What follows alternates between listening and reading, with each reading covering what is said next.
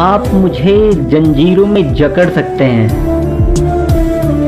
यातना दे सकते हैं, इस शरीर को नष्ट कर सकते हैं, लेकिन आप कभी मेरे विचारों को कैद नहीं कर सकते। कोई उन्हें फकीर कहता है, कोई उन्हें महात्मा कहता है और कोई उन्हें दलितों का मसीहा कहकर पुकारता है। साल 1916 में इस महात्मा ने देश में छुआछूत के मुद्दे को उठाया। छुआछूत की समस्या को जड़ से समाप्त करने के लिए इस महात्मा ने अपना शौचालय खुद साफ किया। मोहनदास करमचंद गांधी यानी महात्मा गांधी को दुनिया दूसरे स्मारकों के साथ दलितों का मसीहा भी मानती है। बेहद सावधानी से गढ़े गए उनके नंगे फकीर के व्यक्तित्व में एक बेहद ही चतुर रणनीतिकार था। एक बेजोड़ रणनीतिकार के रूप में वे जानते थे कि जब तक समाज में सद्भाव नहीं होगा तब तक विकास संभव नहीं है। 21वीं सदी में गांधीवाद वो करिश्माई दर्शन है जिसमें आज भी विश्व शांति, सद्भावना और एकाग्रता को ढूंढता है। गांधी जी अहिंसावादी थे और वे लोगों के हकों के लिए लड़ा करते थे। गांधी जी की एक खासियत भी थी कि वे अपने दोनों हाथों से लिखा करते थे। जब भी वे एक हाथ थक जाता तो दूसरे हाथ से भी उसी गति से लेखन चालू करते थे। उनकी सोच थी कि सत्य और अहिंसा एक ही सिक्के के दो पहलू हैं। आध्यात्मिक समाजवाद के पक्षधर महात्मा ने इतिहास की आध्यात्मिक व्याख्या की। केवल भारत में नहीं, समूचे विश्व में महात्मा गांधी आज भी उतने प्रासंगिक है जितना वो अपने जीवित रहते थे। याद रखना होगा, गांधीवाद एक विचारधारा है, एक दर्शन है, एक आईना है जो शाश्वत है, प्रासंगिक है और हमेशा अमर रहेगा। ग्रीन पैम्पलेट और स्वराज पुस्तक महात्मा गांधी ने चलते जहाज में लिखी थी। यकीनन जहां लोग अपने काम को लोकार्पित करते हैं वहां महात्मा गांधी ने अपने पूरे जीवन को लोकार्पित कर रखा था।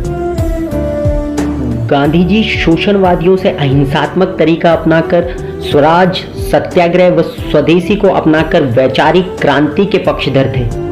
रचनात्मक संघर्ष में असीम विश्वास रखने वाले महात्मा गांधी मानते थे कि जो व्यक्ति जितना ज्यादा रचनात्मक होगा उसमें संघर्ष के उतने गुण आएंगे, जो कि देश के विकास में एक महत्वपूर्ण भूमिका अदा करता है। गांधी जी सदैव कहते थे कि हम अपने शहरों से ज्यादा अपने गांव की आत्मनिर्भरता पर ध्यान दें, जिससे कि देश के गरीब को, किसान को और दलित को बढ़ावा मिल पाए।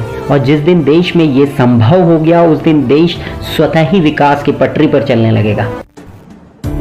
गांधी जी का एक विचार वाकई प्रभावित करता है कि आप मानवता से भरोसा ना खोइए। मानवता एक सागर की तरह है। सागर की कुछ बूंदें गंदी हो जाने से सागर मैला नहीं हो जाता।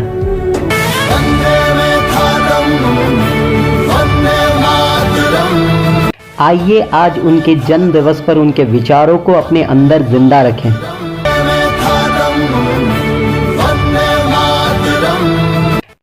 लेकिन गांधी जी के साथ हम अक्सर एक नाम भूल जाया करते हैं, जो देश के लाल थे, जो सादा जीवन और उच्च विचार वाले गांधीवादी थे, जो आजाद भारत के दूसरे प्रधानमंत्री थे, जिन्होंने जय जवान जय किसान का नारा दिया था, जिन्होंने ताशकंद समझौते पर पाकिस्तान को घुटने के बल ला खड़ा किया।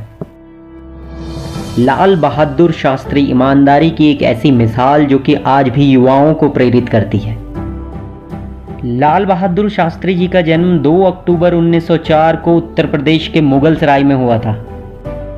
शास्त्री जी का उपनाम श्रीवास्तव था, लेकिन उन्होंने कभी भी अपने नाम के आगे अपनी जाति अंकित नहीं की, क्योंकि वे जाति व्यवस्था के सख्त खिलाफ थे। शास्त्री जी केवल 2 साल के थे जिस दौरान उनके पिता की मृत्यु हुई थी।